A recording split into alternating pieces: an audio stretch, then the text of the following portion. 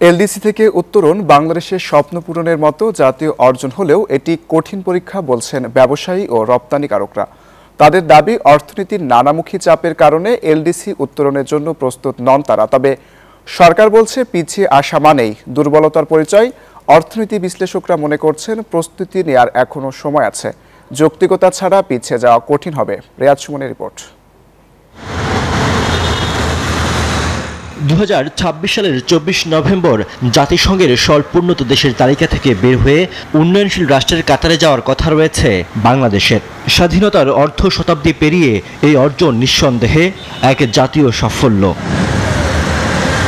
কিন্তু এই অর্জনের পথ কতটা মসৃণ? ব্যবসায়ীরা বলছেন এলডিসি পরবর্তী প্রতিযোগিতার জন্য এখনো প্রস্তুত নয় দেশের অর্থনীতি। যখনই এলডিসি গ্র্যাজুয়েশন হয়ে যাবে আমরা একটা বিরাট কম্পিটিটিভনেসের মধ্যে পড়ে যাব, এবং এই যে কম্পিটিটিভনেস সে যে আমরা পড়ে যাবো এবং সেটা আমরা হারাবো, তার ওয়ান অফ দ্য রিজন হলো যে আমাদের ইনস্টিটিউশনগুলো আসলে সেইভাবে রিফর্ম হয় নাই। ব্যাংকিং সেক্টরের মধ্যে একটা টালমাটাল অবস্থা, ইন্টারেস্ট রেট অনেক হাই, সেটা কমানোর কোনো উদ্যোগ ওইভাবে কিন্তু আমরা দেখতে পাচ্ছি না।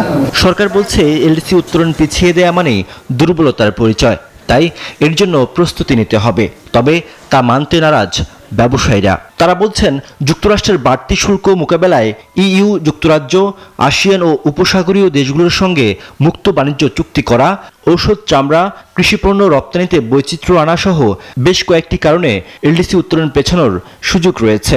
যতটুকু সম্ভব বিলম্ব করার জন্য প্রচেষ্টা চালানো উচিত। এর জন্য ইন্ডিপেন্ডেন্ট রেডিনেস অ্যাসেসমেন্ট হতে পারে, এবং সেটা করার মাধ্যমে আমাদের গভর্নমেন্টকে এই প্রসেস ফলো করেই লবিং করতে হবে। বিশ্ব বাণিজ্য সংস্থা ডব্লিউটিও প্রকাশিত প্রতিবেদন বলছে এলডিসি পরবর্তী সময়ে বছরে দেশের প্রায় $537 কোটি রপ্তানি আয় কমতে পারে। তবে উত্তরণ হলে আন্তর্জাতিক অঙ্গনে মর্যাদা বাড়বে বাংলাদেশের। বড় অঙ্কের ঋণ পাওয়ার পাশাপাশি আস্থা যোগাবে বিনিয়োগকারীদের।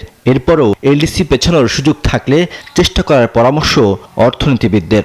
এখন যেহেতু এলডিসি গ্র্যাজুয়েশনের একটা রিভিউ স্কোপ আছে, এবং অনেক দেশ গ্র্যাজুয়েশন যখন এসছে তখন তাদের রিভিউ হয়েছে, কিছু কিছু দেশ রিভিউর পরে কিছু সময় পেয়েছে।